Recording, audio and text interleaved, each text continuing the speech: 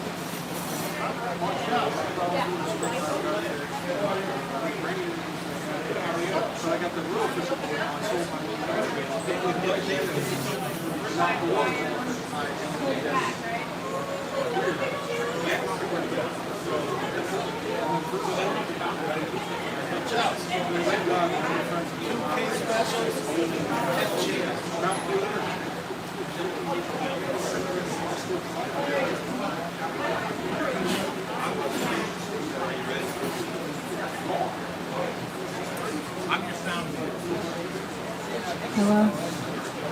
Hi, everybody.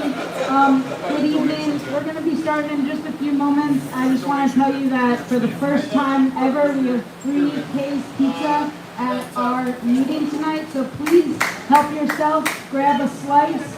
We have mostly cheese, but a few case specials there, and we'll be starting momentarily.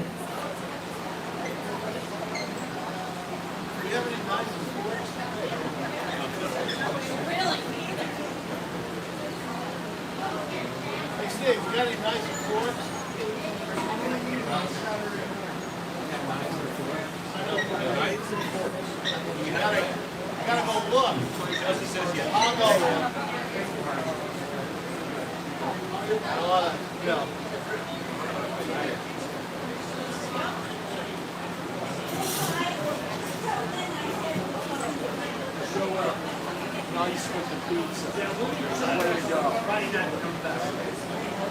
I gotta head back tomorrow morning. So I'm working, so we'll be back Friday night. Friday night? Don't work tonight, it's myself.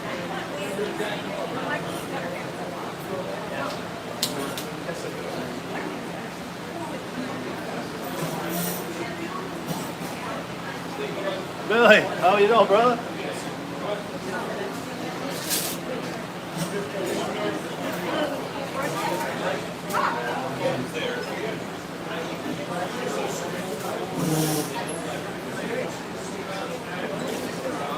Hello, Dr. Brad.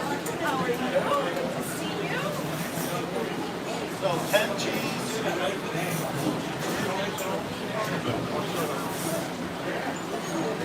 10 cheese. And that was a consensus? Well, you. That's what you wanted. And then 2 of the special.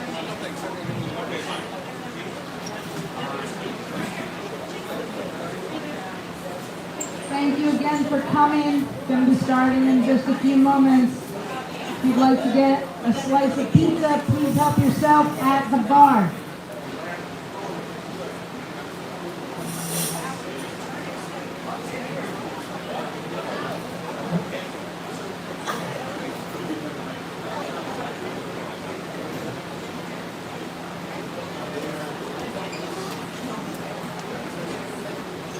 Thank you to Kay's Pizza, serving up hot pizza since 1958 on Burden Lake.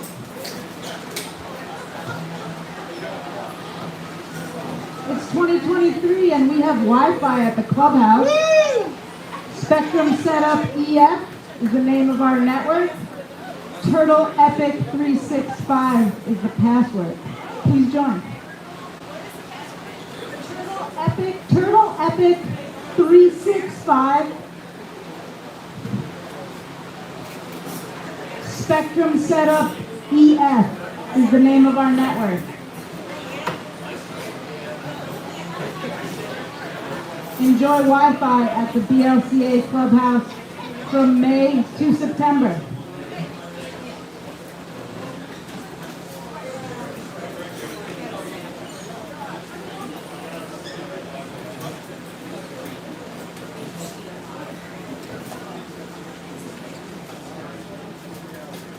We are live on YouTube. Hi, everybody.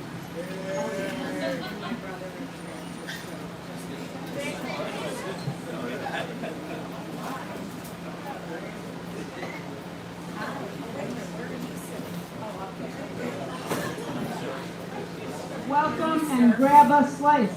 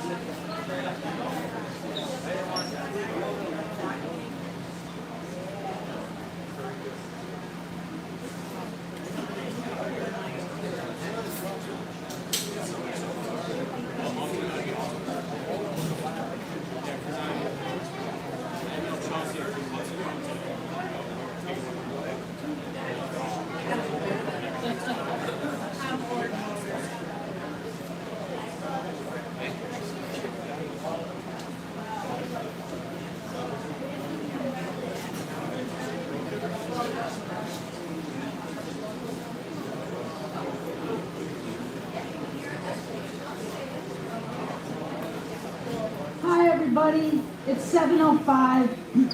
I'm going to call this meeting to order. Again, I want to thank you so much for being here tonight. This is the one time a year where we all get together and discuss everything BLCA. So I really appreciate you being here, because just by being here, you've taken a huge step in stewardship towards Burden Lake.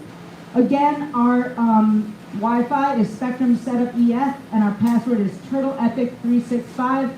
Please take pictures, post them, and if you didn't get a slice of pizza, please feel free. Thank you to Kay's. So your 2023 Board of Directors is me, your president, Chelsea Zante. It's been my honor to serve, along with Steve Scarlata, who's also our BLPC representative. Our secretary, Austin Nelson, who is not with us tonight. Our treasurer, Steve Quillinen. And our general board members, Rich Amadon, Craig Chaffee, Michael Gadaletta, John Keeler, Billy Thorpe, Wendy Will, who is also our BLPC representative and events chair. She is not with us tonight, and she has just celebrated the birth of another grandchild. So congratulations, Wendy. And then our BLPC representative is our Vice President, Larry McKeough, and Representative Walter Vanderweer. Please visit our website at theblca.org, and you can also visit our sister association, the BLA, at their website. There's somebody who's not on here because he will not let us give him a title. He will not be on the board, bless you, but he is the backbone of the BLCA, so I really just want to recognize Dennis Ryan for all of his work and everything that he does. Thank you so much for sharing your expertise with us, Dennis. So the agenda that we have for you tonight, again, we have no elections. Our board is in the middle of their term, and we don't have anything else to vote on. So this is an informational meeting. So please, if there's something that you really want to talk about or know about, please speak up. This is your chance. And if there's something that you realize you wanted to talk about or know about, please feel free to visit our website or to email us. Okay. Again, I'm your president, Chelsea Zante. It's been my honor to serve with this board. I want to start this meeting the way I start every meeting, which is thanking this board. I am so lucky to work with them. They are thorough. They leave no stone unturned. They are open to new knowledge and change, and I appreciate them so much. I would work with them anywhere on any project, but I'm so lucky to be able to work with them at the backdrop of beautiful Burden Lake, so thank you so much. Thank you. The state of the lake, I wanted to start where we always begin, because our purpose is so singular, and it's about conservation and preservation. The lake is doing really well as far as a water clarity and environmentally healthy and rich and diverse standpoint. We have record water clarity. We participate in the CSLAP program, which is data collection for our lake. We also have installed lake gauges around the lake. You might have seen them. They tell you the level of the lake as it relates to the weir and also to elevation. We, of course, have our harvester. We have a historic treatment this year when all 3 lakes were treated at the same day by our provider, Burton Aquatics. And we targeted, first and second lake targeted both curly pondweed and milfoil, and the third lake targeted milfoil. So I'm hoping that we get a control on the milfoil population very soon, and our water quality committee will talk more about that. We're going to have a update on the east shore of the lake, an update on the situation at the end of the first lake. We will have a statement from our events chair. And again, we just want to provide an informational meeting for you to answer any questions that you have about anything BLCA or Burton Lake. Interesting, I put this photo up here. This is the elevations of the lake that Larry and his brother Jim took. And again, we are trying to, in an effort to data collect and learn more about the lake than we ever have previously. And this is one of our efforts to do so. So I'd like to turn it over to our treasurer, Steve Quillinan, and Dennis Ryan for the financial report. If you guys want to come up here, that's fine.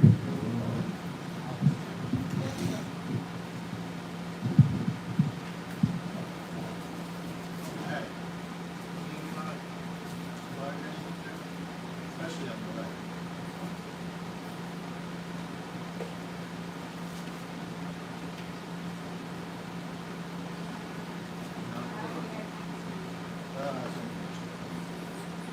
Well, what I'd like, if anyone has any questions, but I'd also like to promise that this is our year end, our fiscal year end, June 30th, 2023. The reason why we have a June 30 fiscal year end is because CPA would do it for free. So we say, yes, that sounds like that. And that's when they prepare our tax return. So I'm hoping you're happy. I'm happy as the treasurer to say that we have all of our bank reconciliations done. Dennis and I work together quite a lot. It's on the phone, most of that's message. It's doesn't come out of the and what I would like to promise you is we'll put these on the website tonight. Whatever possible. And I'd suggest that Chelsea puts your slide presentation on our website so you can see. Any materials will make available. So at any rate, Sorry. okay. Well, I like Chelsea, want to thank everybody in this room for coming, and I'd like to thank the board. My wife and I moved in here in 2015, and we've enjoyed making friends, meeting everybody, participating in the Lake Association. I had the real pleasure of working with Russ Bennett. Russ Bennett and I partnered in the association because it's on the 501c3. I filled out the paperwork, and Russ Bennett proved that. How better is that? At any rate, we miss Russ, but I want to congratulate all of you because you all have a great history. A lot of you in this room have come up around us in faces of people that have been on this board, past presidents, so on and so forth. And it's quite an honor to try to help, if we may, or try to help continue that legacy. At any rate, but there are a lot of future challenges. One of them right now is not the financial reports.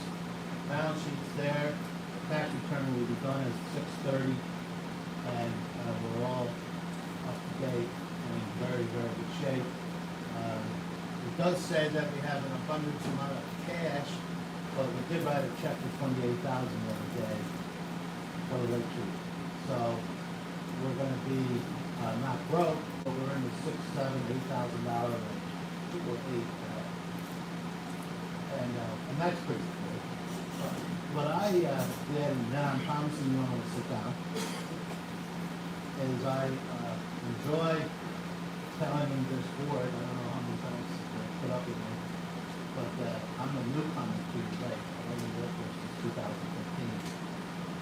Great job, 50 years.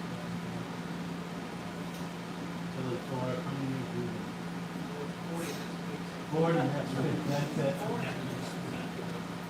And then I also got some nice stories about our new, you're almost on, you've been here 20 years, right? I got a lot of them. So at any rate, what I really like to point out here is this section of this report that you can't see. Right? And why I enjoy showing you this,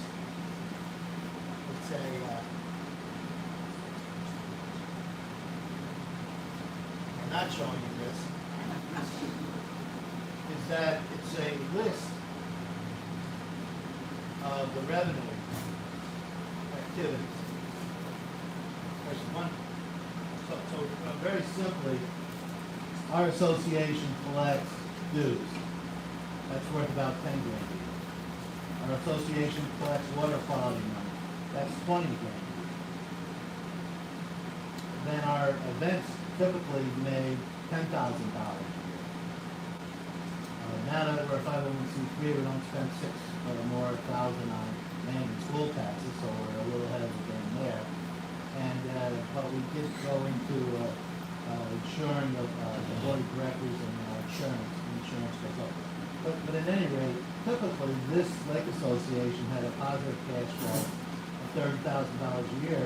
That was because the $10,000 that the activities made was spent on the overhead. This year, these activities have raised $20,000. They include adult lip sync, comedy night, cornhole, dock day, history night, June farms, pancake breakfast, plant sale, which is a new idea. Congratulations to the application. Pub night, I was here for that. That was fun. Rock the Dock, Spider Murphy Band, fabulous ideas, Spider Band, sweatshirts, t-shirts. So, I don't know how many that is, but it's a lot, right? And I enjoyed seeing that when we printed that report. So, there's a lot happening here. It doesn't happen by itself. Wendy Will, who's not here, I think that's her first grandchild, right? Yes, for this first grandchild, yeah. And I got the pleasure to talk to her, and I just wanted to know where there were any plates down there. But she's in Maine. But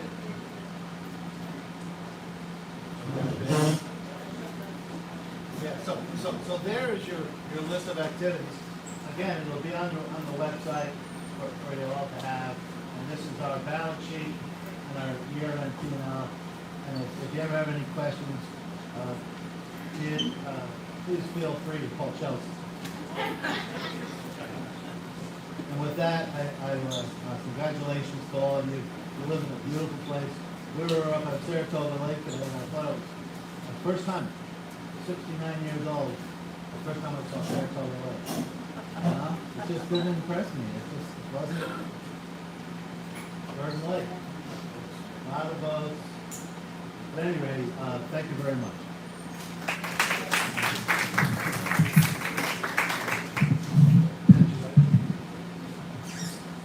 Steve, weren't you telling me that you went to camp like 40 years before I was born or something out here? How are you a newcomer? Camping School, 1966. 23 years before Chelsea was even sparked by somebody. There you go, you're right. Water Quality Vice President Steve Starlotta. Oh, that's Oh, I'm so sorry, Dennis. Just a couple of things. In fact, someone had already texted me saying, well, this is on YouTube, but unless you stand up here and talk, people can see it. So, they heard you fine. Just a couple things, some of the things like we get involved with. One is membership, in which case, for some reason, this is a carryover from long ago. That we've been doing this way for, I don't know, last 10 years or so. So we have all when you submit your membership and water quality, we keep track of it, and we know what it is, and we also keep track of your emails and try and keep everybody up to date so that you will receive any information that comes out. I'm trying to think what, this is all extemporaneous. We did post this year, one of our previous treasurers used to write a big posters on the wall when you paid your dues and water quality. We simplified it to one sheet, so, before you leave tonight, just take a look. Make sure your name is on here if you paid, and if you haven't, just let me know. And we can, make sure to get you to tell us. We, like Steve said, we spent a lot of money this year, and we want to make sure that we get through the season and can start the next season, so. Let's see. Oh, before I forget, Frank Meyer called me just before I came over. This has to do with the water treatment. We posted those yellow signs on poles and stuff, so he advised me today that we've met the requirements of 1 part per billion. So he says all those signs can come down and you can continue if you're using the water for your gardens and stuff like that. It's fine. Anybody have any questions? Good. As far as membership goes, just a friendly reminder that to be considered a member in good standing, you should have your membership paid by June 30th. So we're not voting on anything tonight, but if we were, which we're going to next year for officer elections, you'll want to be a member in good standing by June 30th in order to vote at the July meeting. And now, water quality with Vice President Steve Spurlock.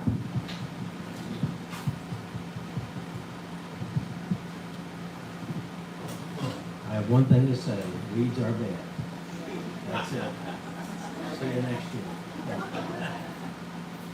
Now, the water quality, committee is involved with a couple of things. One is the treatments. This year we did the Celacore treatment for Northwood. It was about, I would say, 2 weeks ago. And from what I'm hearing, observations from everyone around, it's been working. There's a lot of dead milfoil. In connection with that, the harvest. We had an issue early on with the harvester with a hydraulic leak, thanks to Craig, and if we help them a little bit, we got it fixed. The harvester was ready to go. We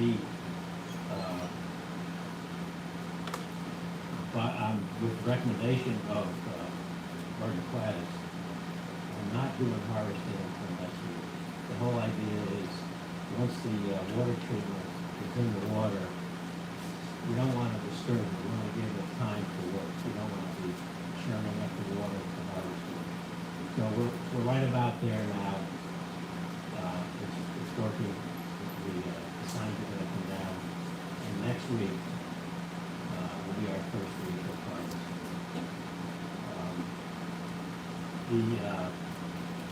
And to all of the course, the treatment has worked, so hopefully it will work and it is working. We've got, besides the milfoil, we have another issue this year, and that's water chestnut. It's kind of a new thing for Berkeley Lake. They appeared, the water chestnut appeared about maybe 3-4 years ago out here in Springbrook Cove, and it's come back every year since then. The only method we know of now to take care of it is hand harvesting. There's no herbicide that we can use that's approved. The first time we did a hand harvesting operation, we probably about 3 or 4 years ago. And we had a team out here, and it was mostly in Springfield, Cody. Entirely in Springfield. Although the seed pod that's going around is from the East Coast. Yes, it has come back. I mean, it's come back every year. I don't think it's ever gonna go away. We just have to stay on top of it and keep parts. So we're gonna be scheduling a work party probably either this Saturday or the following Saturday. Looking for volunteers in canoes and rowboats to just hand harvest this water chestnut. We're gonna have to do it probably every year because until they come up with an approved herbicide that we could use from there. Right now, it has been under control, and it's not uncontrollable as it is now, but we have to stay on top. So we'll see, we'll probably see an announcement for the work parties. I'm gonna guess it'll be a week from Saturday. We'll ask for some teams in either canoes or rowboats, and we'll pull as much as we can by hand, and then dispose of it properly. The other issue, last year was Curly Pond. There was a treatment last year with Curly Pond, and this year it's no. So we're going to probably alternating. Maybe the milfoil treatment will last more than 2 years. We'll see. We know that the treatment that we did this year seems to have worked very well. There's a lot of floating milfoil right now that's dead. There's not a lot of growing milfoil. So your contributions to the water quality fund have been well used.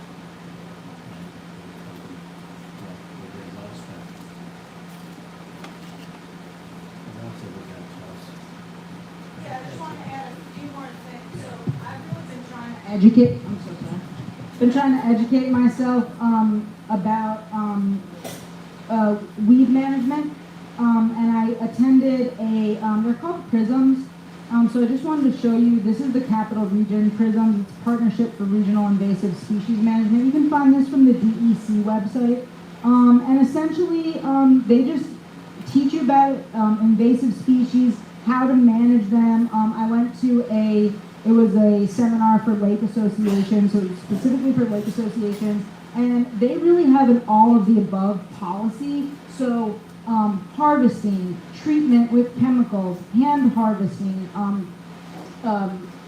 dredging, raking, weed blankets, all of the above strategies. So, somebody asked me, well, what was the one thing they recommended? I really can't say that there's one thing. It's a combination of many different strategies, and so we're trying to employ as many as we can together. And really, the timing is really crucial because, as Steve was saying, you may want to rake some weeds up, but if you break the milfoil up, milfoil is one of these plants that it breaks up and then it sprouts again. So you got to wait for the treat, it soaks up the treatment, then it dies, then you can harvest the dead stuff up. So it's just the timing of things in the all of the above strategy, and I'm definitely willing to talk to anybody more about that if they would like.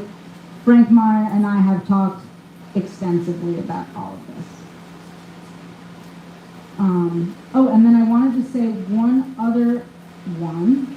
We talked about water chestnuts. They kind of have like the Venus flytrap top. They have the diabolical seed pod that opens up Eurasian water milfoil, zebra mussel. So it is just a miracle, I think, that we don't have zebra mussels in Burden Lake, because many lakes in the area and in the Berkshires have them. Dyken Pond, did we say, was like the closest we know of that has them, and that's pretty close. I'm sorry, yes, I knew about Snyder's. Okay. Yeah, and the thing about zebra mussels is the first couple of years, the water clarity looks great. You're like, oh my gosh, this lake is amazing, it's so clear. But it's really killing everything. It's killing all of the rich, diverse life in the lake, including the fish, and then they're very sharp to step on. And once they're in, they're really difficult to get out. So we think that, you know, even though we have many dikes where people are, you know, unloading what we call car tops, kayaks, paddle boards, etc., with a campaign of education, we're hoping that we can prevent invasive species from getting in the lake so that we don't have to spend money getting them out of the lake. So really, anybody you talk to who launches from the dike, please just tell them to be cognizant about invasive species. There's a lot of literature online about it. So if you want any, please let me know. I won't continue here. But, so yeah, and I believe we've approached the town of Sand Lake about it before, and I will talk to Teresa, the president of the BLA, about it again. I do think that we just need, like, as Jack was saying, just like be aware of invasive species, please clean your boats. Unfortunately, we don't have the mechanics to put in a wash station, but the signage at least should be put on, absolutely.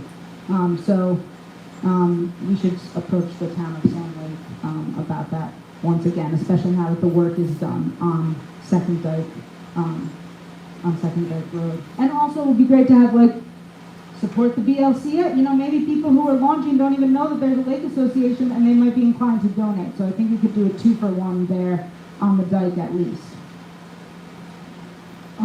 But I just wanted to take a break and say that it's all about conservation.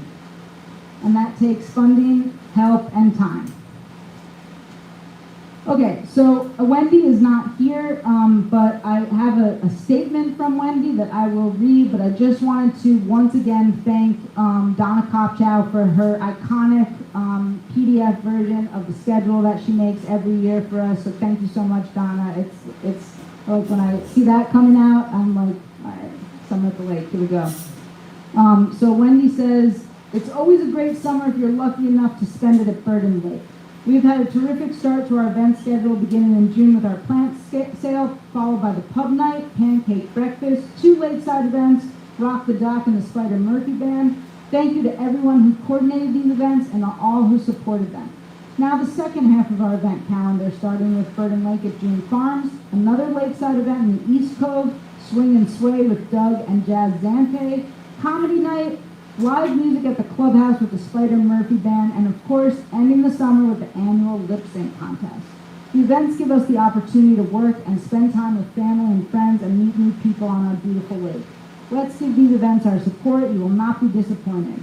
I'd like to encourage anyone with ideas or time to help with an event to please let us know. In particular, we would like some volunteers to help coordinate some kid events.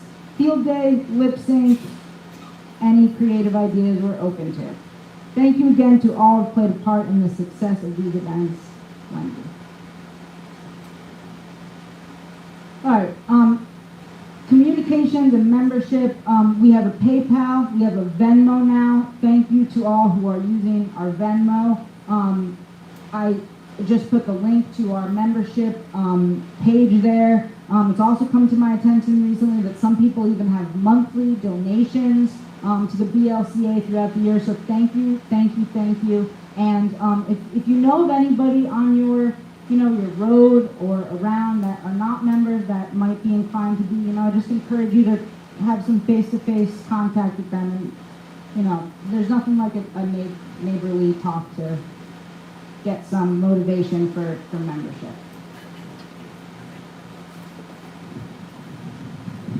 And I forgot to mention about the harvesters. We have 5 teams of volunteers who have been trained to operate the harvester. It's about 15 people. I won't mention all the names, but and there's a couple other people that have volunteered this year. And once we get going, we will be asking them to join in.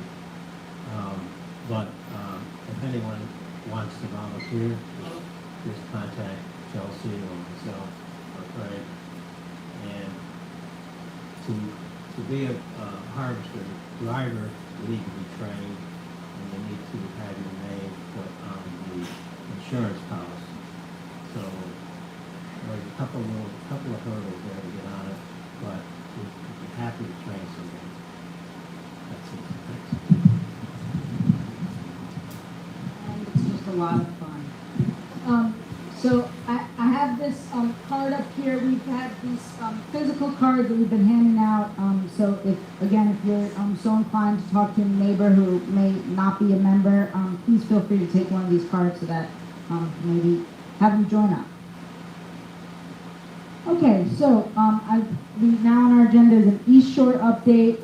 So I'd like to turn it over to Larry McKeough and Walt Vandeloo. And we do have a committee of people who meet semi-regularly to talk about the development, the subdivision on the East Shore. So thank you to everybody so much for getting involved in that committee. Walt, Larry?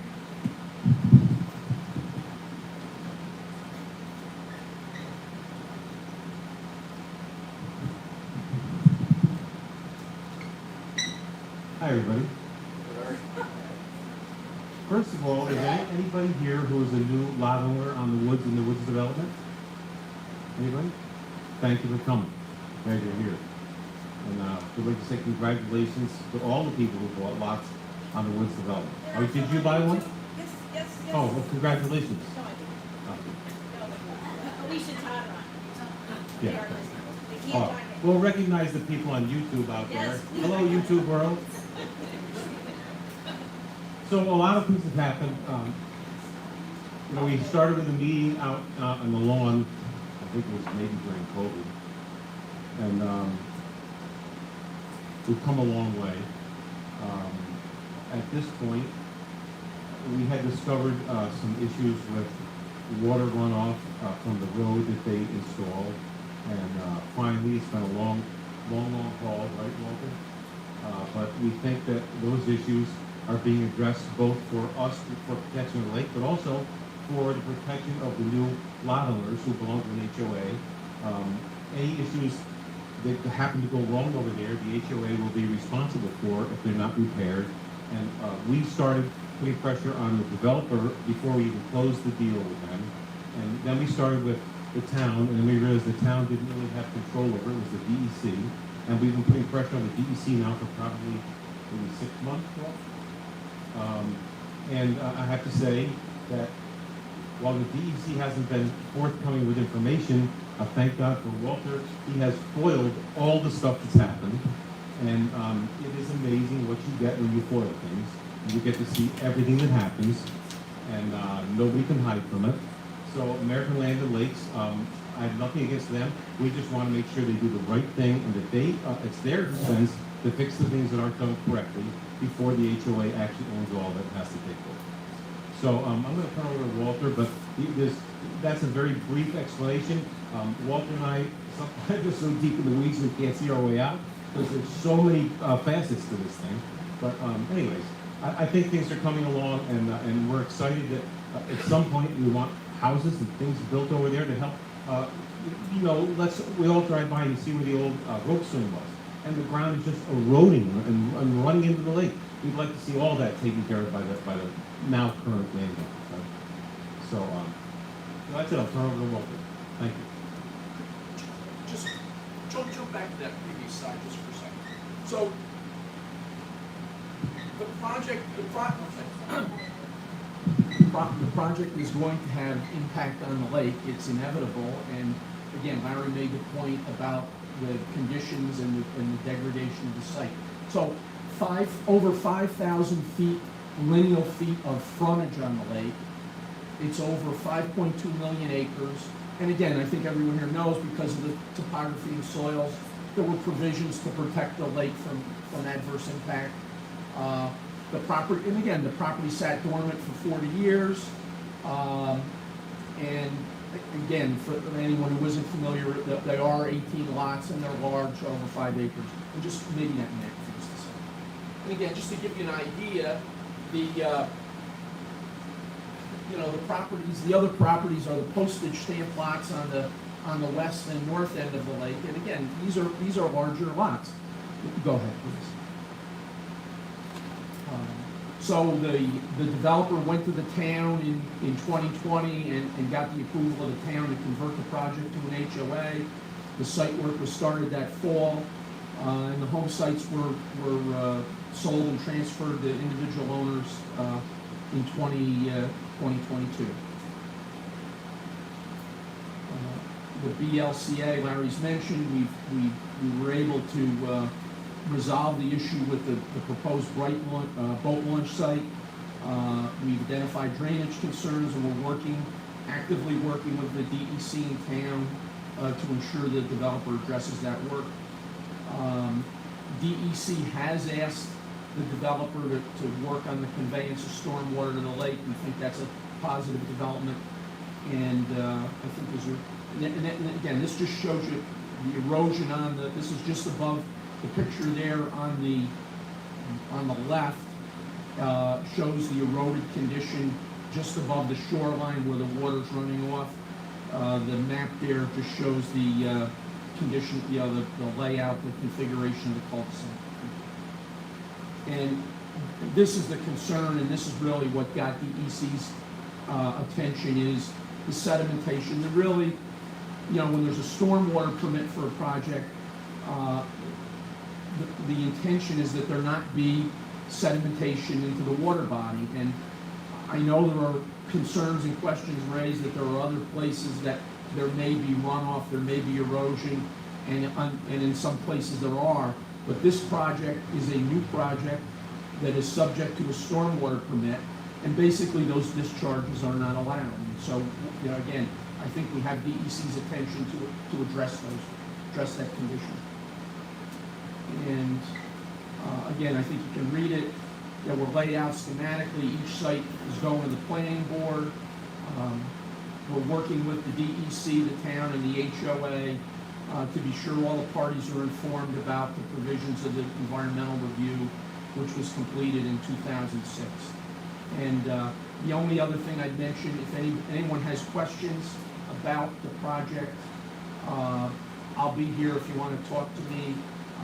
And we are looking for folks who'd be available to attend meetings, and if you could let me know about that, I'd really appreciate it.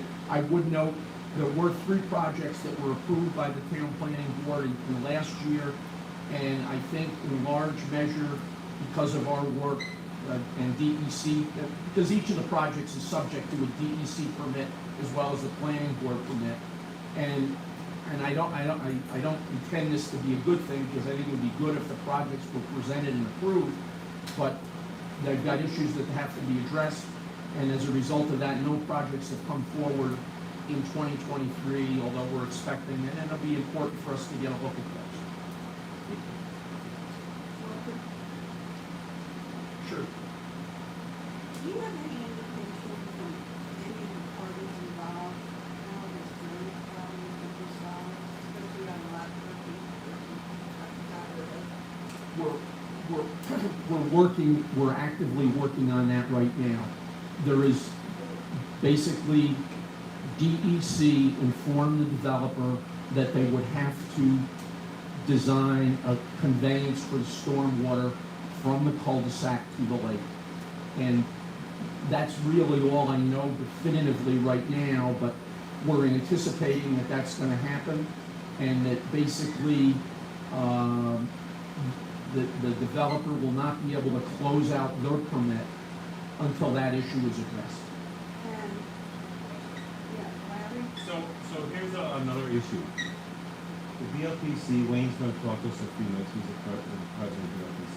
The BLPC and the BLCA, who's a 25% owner of the BLPC, owns the bottom of the lake with highway. And we have been trying to get Nassau, but I've also started doing with Sand Lake, to recognize us as a neighbor to all lots, shoreline lots across all 3 lakes. Because when someone applies for, whether it's a building permit, or they have to go to zoning, or they have to go to, anything like that, a lot of times, I'm sure you've had them happen, I know there's some problems with Bidens, but they have to send out a registered letter to all the people who live near you to go to a public hearing. And we're trying to get them to realize we are the neighbor to all those lots, and if something goes wrong on those lots, it affects Burden Lake, we're the owner of the bottom of the lake, and we're all responsible for the water quality. So we haven't achieved that yet, but right now, there's some things happening with the DEC where we have sent documentation, proof of ownership, and different things where, John Wyden, what was his title, Walter, he was head of water, He's the regional water engineer. the regional water engineer. We've sent him documentation, proof of what we own and the fact that we are their neighbor on all these lots. So we would like the town and the DEC to recognize us as what they call an involved agency, and that when something comes before them, they have to come to us so we can at least get a look at what they're proposing and either approve it or not approve it. That's another little piece of it. So once they approve it, another layer of the DEC and Well, Judy, right now, I would tell you that right now, it appears to us the DEC is calling the shots over there. The town of Nassau is not, there's a thing called MS4, and most towns that are large enough are an MS4 town, and that means that the town does all this work for the DEC. But Nassau is not a large enough town, and they don't spend the funds for it. Therefore, they're not an MS4 town, and, you know, all this time we spent at the planning board, and all of these meetings with the town, we finally realized they really don't, I don't want to say don't care, but it's not their problem. They say, well, the DEC's in charge, not us. So that's why we're trying to get the DEC to acknowledge who we are, what we own, and how can we, you know, somehow be a positive influence on what goes on. and the town, are you trying to make the town do that? We would love to have the town, every time there was a project on the shore of Borden Lake, any of the lakes, to at least acknowledge us as one of the neighbors and to send us the same information they send to the neighbor who literally is next door. Because we are in the water, if you do something on the water, it flows in the water, it affects us, right? All of us. Did I answer your question? Yeah. Are there other questions about it? I mean, I'd be happy to. Okay. I have a comment. Yes, Terry. I just, for all of those people who are here, I cannot begin to express gratitude to all of you who have spent countless hours trying to connect with DEC, the attorneys, the town, the planning board, the Bourbon Lake Association, the Preservation Association. This has been an endless, exhausting process. So when you ask for volunteers for other things, I hope you will step forward to give you the help you need to show gratitude Thank you. for the hours that you have spent going to meetings, foiling, communicating back and forth. It is an exhausting process to try and protect the lake for everyone, not just current people who own, but for those people who are waiting to build. Right. And that needs to And be. we want to help those people. They have problems, we have a lot of information, and we're trying to find ways to work with them. So for Facebook world, if you don't know, Terry, Nord, just thank all the people who've been involved doing all this work over these years. Thank you.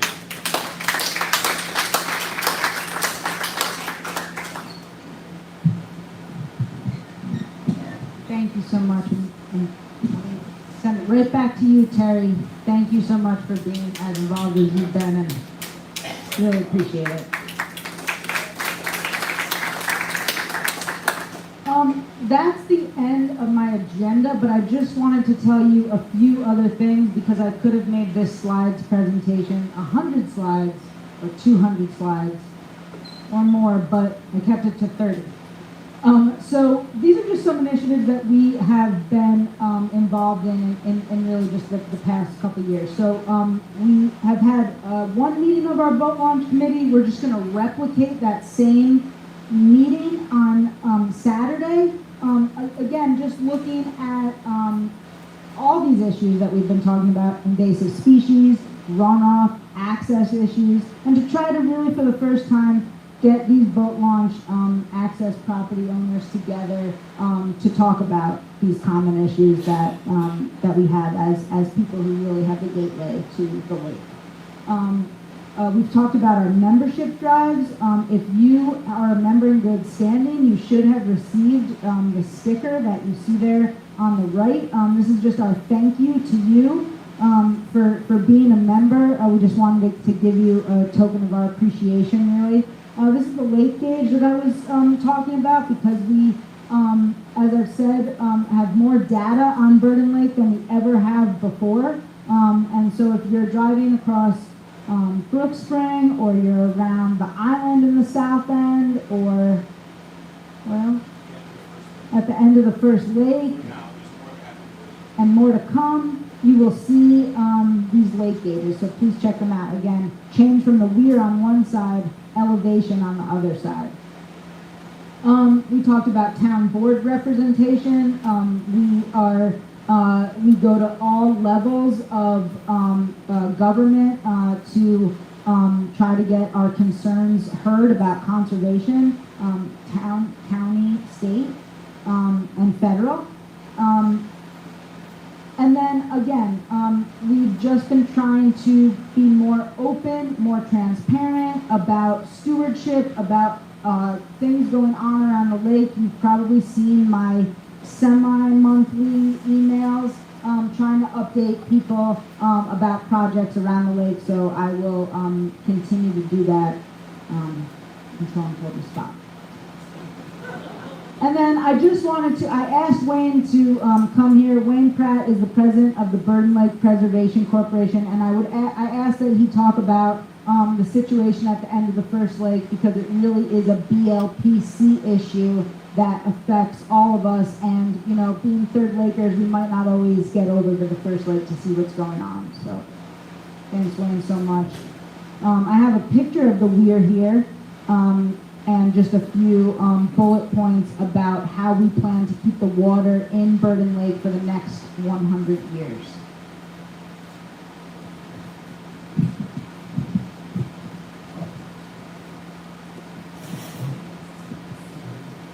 He has a lot of his mind. He's got one tonight, but he has 6. I lost his voice.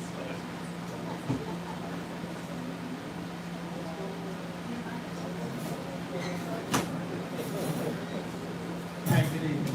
I'm William Pratt, president of Burden Lake Preservation. And I'm interested to see how many years these men and women out here have been involved in Burden Lake. I've got over 65 years. My wife's got 80 years. Her father built a camp in the second lake, and we're in that camp now. But I came here in 1958. So I'm not a newcomer. But one of the things that bothers me is that the lake itself, if there's no water, you don't have to worry about it. You don't have to worry about why you're here. Because your value of your home is going to be enough.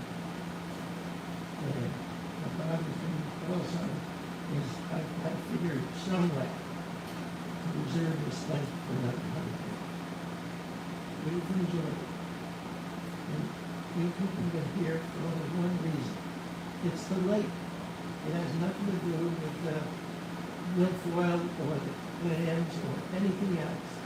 It's the lake. If you don't have the lake, there's no sense of being here. And that's the problem that we have.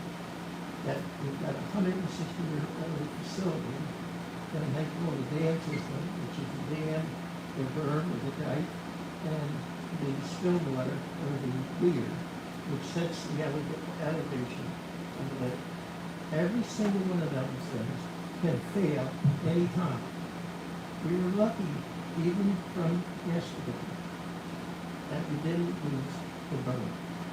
If we lose the berm, according to an engineer, in 1889,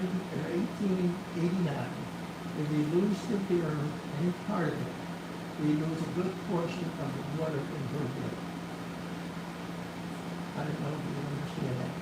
If we lose the weir, we've lost the keeping the elevation of the lake where it should be. Right now, we've been patching that weir for years. in 1970, that I called the Minutemen, Burn Lake took railroad ties and stuffed them into the wheat to keep it from falling apart, the knowing of the water in Burn Lake. The burn 2 years ago, when we had the high water, we almost lost the burn then because the water was going over the top of the burn. If we had another couple more inches of rain, we probably would have lost a good portion of the water in Burn Lake. The dam, we had that dam shut down. We went to the county, showed them photographs of what was going on. They asked us, what do you want us to do? You own the dam, we own the road in good shape. We said, look at these pictures. Look at the stress that your tankers and tractor trailers and dump trucks are putting on this road. They shut it down in a half hour. They had an engineering group come and look at it. And the engineering group that the county hired said, don't open that road. We've got to understand that the only people that are benefiting for compensation for this is the high taxes you're paying to the town. The county and the school district are all benefiting from the lake, our lake here. Because if the lake wasn't here, they wouldn't be collecting the high taxes. You people are benefiting from the water in Burn Lake because the value of your property is staying up there because of the water in Burn Lake.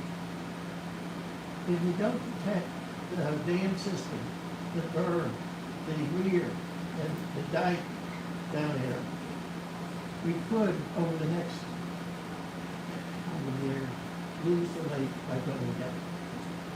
It's a very serious problem. I don't know what you people expect of the Burn Lake Preservation. We have no money. It's an all-volunteer group. Okay? And when we need something done, like the beaver dam that we just took down in Friday, I call it the Minutemen. We put the call out and they come. We took care of running the group. There's everybody that came. Yeah, these weren't men. They were women also that came and helped take that beaver dam down. If we didn't take that dam down when we did, with the rains that we could have had, we're lucky we didn't get it, we don't know what we would have lost. So this lake would disappear, or a good portion of it, any time. So what I'm trying to bring to you, and the rest of the people on Burn Lake, it's you people that have to protect the value of your property to make sure that this system, how it works here, continues to stay for another 100 years. I can't do it by myself. I can only warn the people so they don't come back to the Burn Lake Preservation List. We didn't know this. We do know it. And we're hoping to put out a booklet within the next year explaining the whole thing. Is there any question? I know this is not a happy thing, but you have to understand, the only reason you're here is because there is the water in Burn Lake. Larry, do you want to say something? Larry and I talk every day. We're in conversation with DEC, the state. Today I was in conversation with the State University of Albany and doing a study on the watershed of Burn Lake. And we're meeting next Monday. Larry, why don't you come on up here? You know as much about this as I do.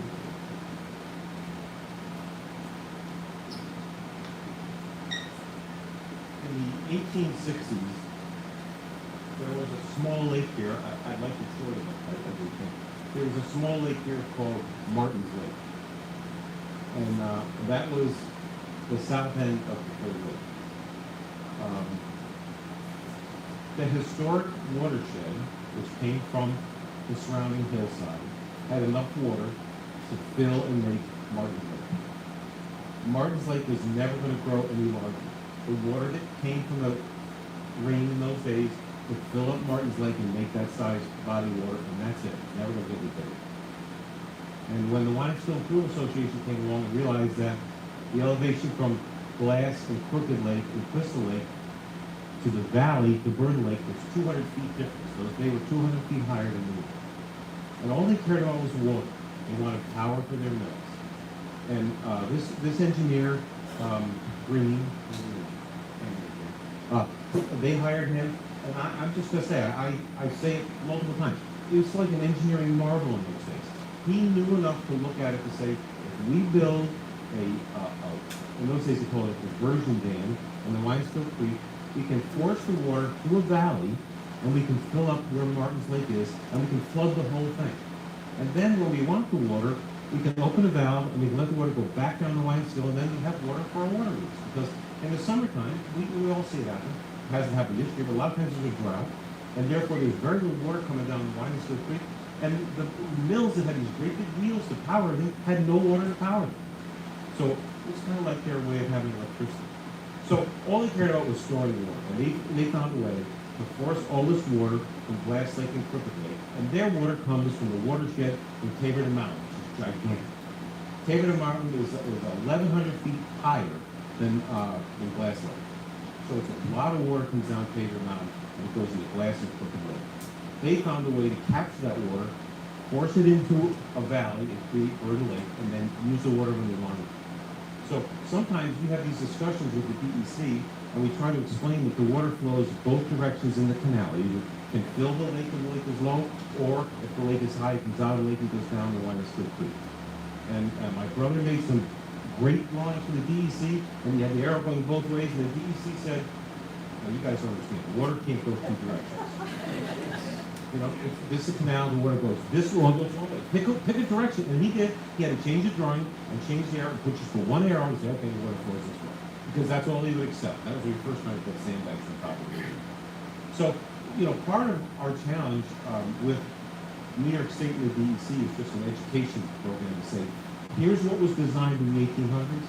It's worked flawlessly for 170 years. No one has to think about it. It's a self-regulating system. It maintains the height of water in Bird Lake. And that's all we want to do is continue with that, right? So, anyways, that's why we're pitching about the yes.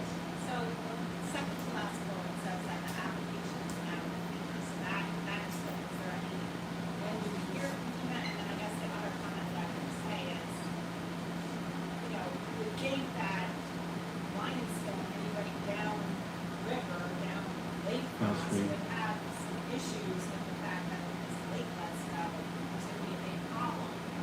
So, would this FEMA look Okay, at so that? those are all good questions. So when we applied for the grant, it was about $4.5 million. There were a lot of people involved in that process. I was one of them. It was a New York State administered FEMA grant. So we filled out, I had never done one before, we filled out reams of paper. We sent it to New York State. They sent it back to Wayne and they said, this isn't gonna work. We need modifications by next Tuesday. And so a group of us sat down and we did the whole damn thing and we sent it. And then they said, okay, this might work. So that grant application had to go through 2 different levels in the state of New York. And it went through the first level, and then it made through the second level, and then they sent it to FEMA. So we think that's good news, but we really don't know. And then I had someone tell me earlier this spring that once FEMA has it, it could take well over a year to even hear anything at all about it. So, you know, it's a long shot that we could get the grant. I'll also say that the grant is a little pie in the sky because all those things have matching funds. They're not just going to give us $4.5 million. They're going to say, okay, we're going to give you 80% of that, and you have to have the funds. They want you to have skin in the game. You need to have funds to put towards it. We're not just going to give you the money. So it's almost like you have to have money to apply for grants to get them. Right? And we don't have the money. So one of our immediate problems with the DEC is they've asked us for several years now to provide them with an engineering study of Bird Lake. And what they want is a study, a hydraulic study that says, you know, I'm talking about watershed. They want a whole hydraulic study, you know, where is the water coming from? How much water is there? Where is it going to? They want to know, is the first dike road and the second dike road, how much can they handle with water? They want to know the dam, the weir, the canal. They want to know the whole thing. So we went to the engineering companies. I think maybe 3 of them. And we got prices to do the study, and it's somewhere around $80,000 to do this. Just do the study. Now it means you know, then you have a study you can hand to the DEC and they can be happy and say, oh, well, here it is. Then you need to do this and this. But it hasn't put a shovel in the ground to fix it. So we don't have $80,000 to do it. So recently, Stefanik there put out another grant request. That was in April, and that was, we filled out for $100,000. We were hoping maybe we could get enough money to fund the engineering study, and then we didn't get the money. And everybody I talked to, no, I don't know who got the money, but then I didn't talk to anybody who did get money. Right? So I don't know, so what was the other part of your question? Just, I guess. Oh, the people downstream. You know, I mean, we can all not pay our taxes to the town of Sandpaper and Nassau for a year, and then we have no maintenance. No, I mean, the town around us, I understand your point that we're all here because there's water in the lake, and if there isn't water in the lake, you know, that we lose, I get that, but the rest of the town will also suffer, so you would think that there would be some sort We have of- said exactly those things to the county. We've had some communication with the county, and Wayne did a lot of work over a several-week period about the value, the tax value of all the properties around Bird Lake. And if the water disappeared, we did some scenarios. The value of the property dropped 20%, 25%, and we tried to give them an idea what would happen to the tax revenue for the schools and the county and the town, all that stuff. And honestly, it kind of falls on deaf ears because it's high in the sky. Is the dam going to fail? Is Bird Lake going to empty out? We really don't know. So it's been a challenge every step of the way. I understand, or I think I that the convention of establishing a tax district. Okay, and you hear what Judy's asking about? Okay.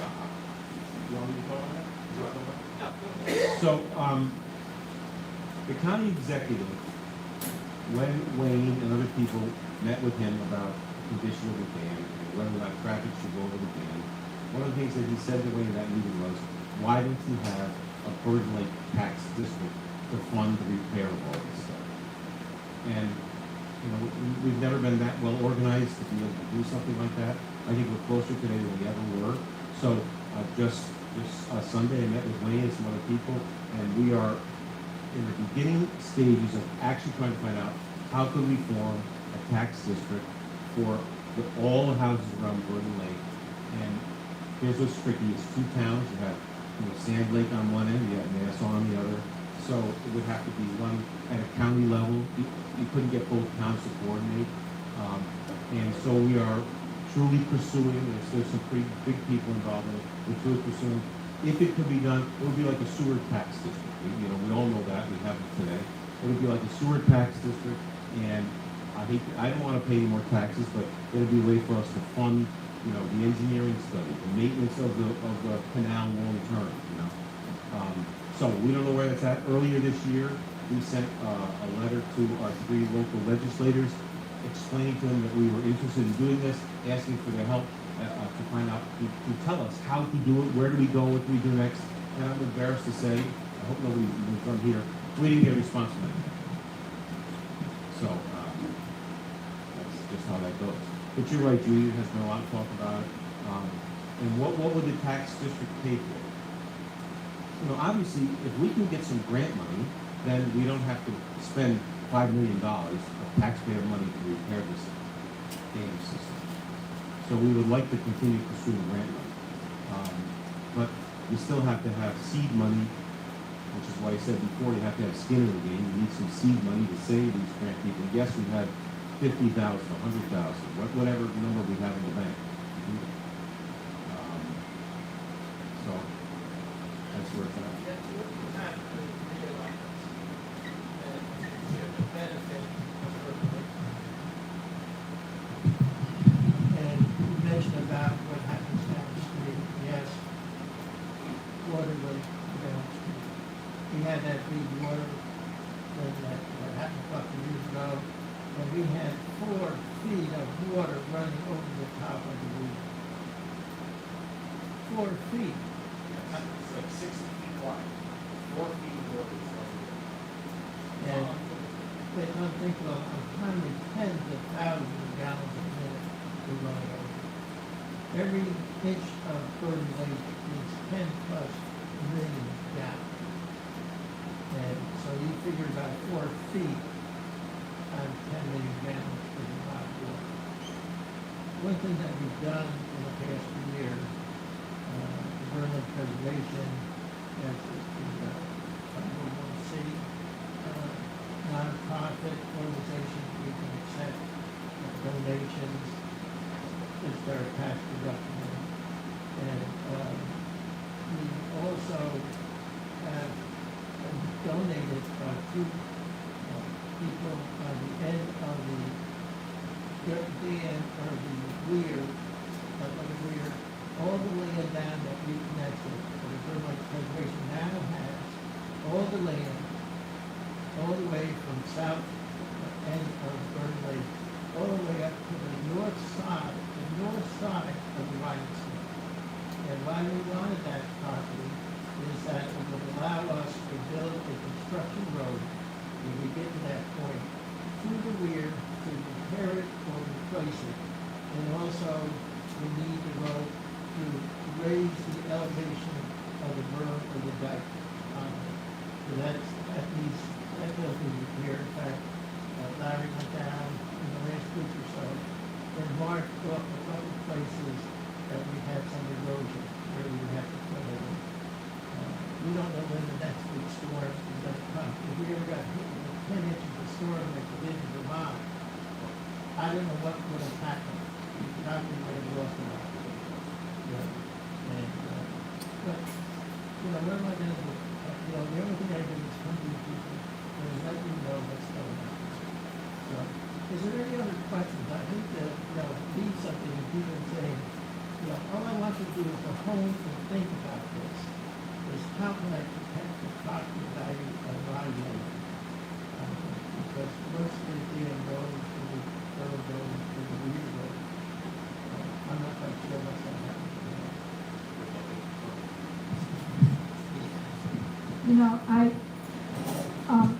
I'm always incredibly impressed with the people that built Burton Lake the way that they did. It's an engineering marvel, as Larry said, and the way that it works in the larger industrial revolution. Well, I could geek out on that for a while, but I think that 2031 is going to mark we're going to be enter our 3rd century of Burton Lake. And I think that we're also entering the 3rd phase of the lake. I think the first was industry, right? It was built for industry. It was not built for recreation. The second phase, I think, was recreation, where you see all the big hotels and camps and private properties.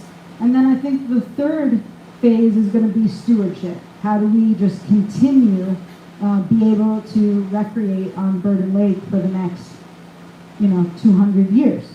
And we're a volunteer organization, so if you're wondering what you can do, please join and encourage other people to join and support our activities and our programs, our committees, our events, and then just please volunteer.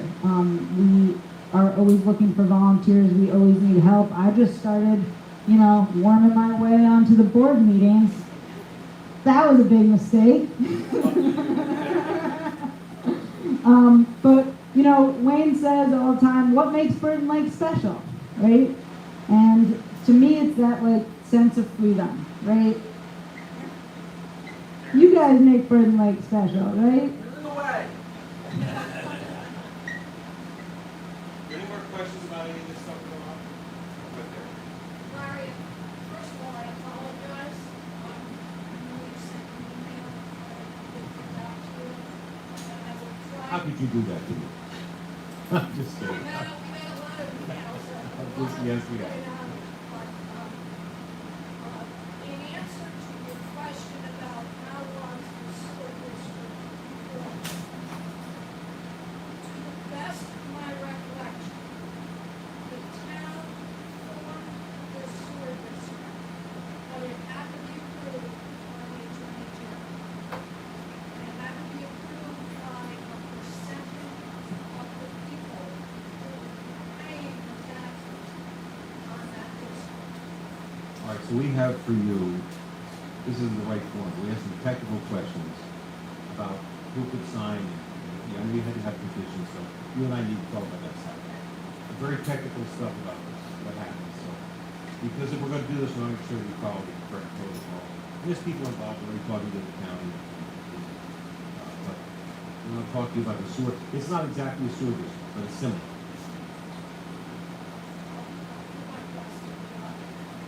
Good. Any other questions? Go ahead. Basically, it's not a question. Beating a dead horse, I can't understand, and I talked with John about it quite a bit. I can't understand how Rensselaer County, who is part of putting all the sewers, can dig down 15 feet into the river Or more. or more, backfill it with gravel, because that's what they got listed, pipes Yep. and everything, dig that clay on. I don't know why the dam didn't fall down when they did. Very perfect house. But I will tell you this, we have found the paperwork. Portec still owned it at the time. Portec gave the town an easement to put the sewer through the middle of the dam. And the guy who really was head of Portec at that point lived right here in the Thurville. And I will tell you, we read the paperwork, and instead of any concerns about what happens in the middle of the dam, or the clay, or could the dam fail, there was a lot of talk about, if we take somebody's shrubs down, are we gonna replace them? Are we gonna replant the grass on their lawn? I'm not kidding, that's all in there, but there was no discussion about, can we dig up the middle of the dam that holds back all this water? There was no discussion about it. Who's the engineer? Who's the engineer? It's in all the paperwork. I think Rensselaer County had the engineers doing it because they want, and listen, well, you know what, the sewer was a great thing for all of us. I'm not saying anything bad about the sewer. They could have taken a different path and not gone over the dam. They could have done that. To your point, they could have gone off to the left and gone to. Yeah, that was one of the things, the reason we wanted to shut the road down. We were getting stress marks in the road. And where the sewer line went through, there was a lot of stress marks rather than the sewer line, because it's on the west side of the dam.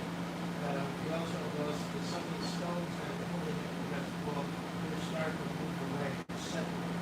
So that's why we went to the county. We saw that, pictures of it over a 10-year period, that they had no other way. And we went, Mark, you were with us, wherever you are out there, Mark. He's there. Our job was there. Put a finger, and then we had, but the thing is that, they kept on saying, well, what do you want us to do? It's your dam, you repair it. And you can see where we're not going at it, there's, it's too high school, I can say, shut that dam down, or something. And we didn't get out of it, just as that road was supposed to go. Now, we don't like the fact that the road is closed. I will also tell you that, one of the Robalatos, who was the fire chief, right after that happened, started writing letters to the county saying that at the very least give us some movable barriers so if there's an emergency, we can get to those people, and the county wouldn't even respond to the fire chief's request. We sent a letter in support of what he said, saying, yeah, absolutely, there needs to be a way to get to people, and they wouldn't address it. Is there any other questions? I know we've been here a long time, we're the trustees. Bear with us. I just have a comment, because there's, not enough people here. I don't know how many people are watching on this, but, Wayne was very effective in how he put it, and Larry was wonderful. So, if there is some sort of letter, even if you can't describe what was said tonight, and send out to everyone, so, just so that they can, I just hear people say, tax district, no one who was here would even think of that, because obviously it's so new. So they just need to be educated on the way it works, right? So we are, let me just say, we are in the process of working with the BLCA secretary, Austin Nelson. And Wayne, I kid Wayne about his books, he's got 4 of his books. I've written so many things, if they ask me to write something, the problem is it becomes a novel and nobody reads it, that's the problem.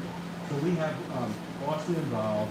Wayne and I had sent him pictures, histories, stuff from the books. We were saying, okay, Austin, you need to put this in a format that especially younger people will read. There's pictures, there's blurbs. We want it so that they can read it and get through them without having to read 35 pages out of the book. But we want to have a nice brochure and have every lakefront owner that says, here's the situation, you need to be aware of it.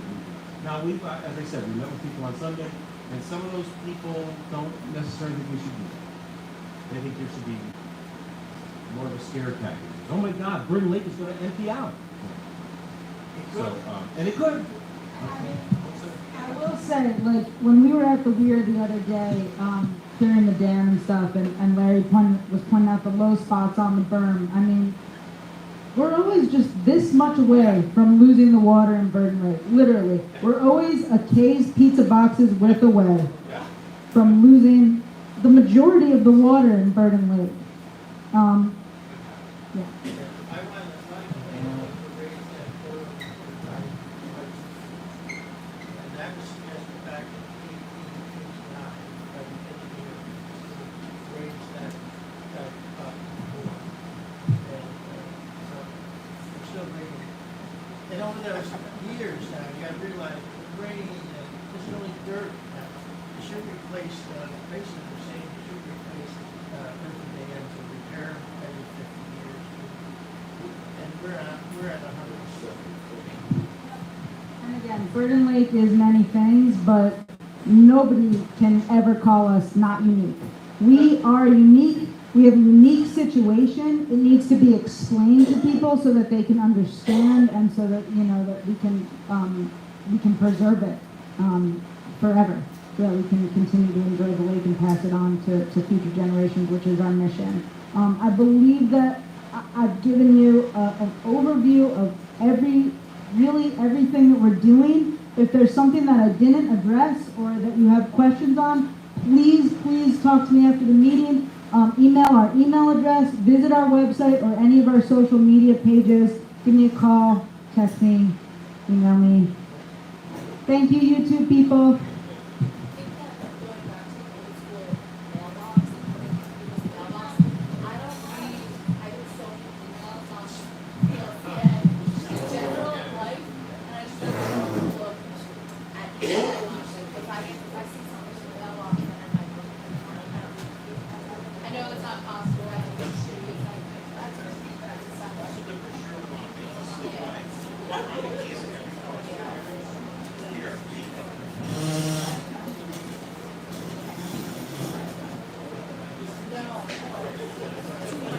Thanks, YouTube people.